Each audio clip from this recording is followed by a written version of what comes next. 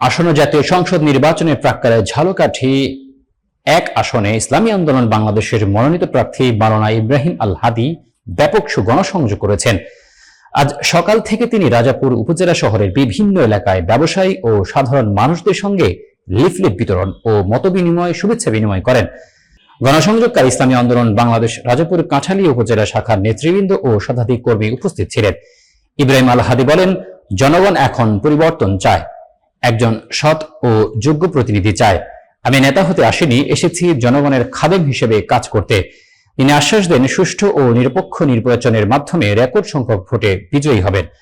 প্রার্থী আরো বলেন, ইসলামী আন্দোলন বাংলাদেশ ক্ষমতা এলে ইনসাফ ভিত্তিক সমাজ ও ন্যায় বিচার প্রতিষ্ঠা করবে।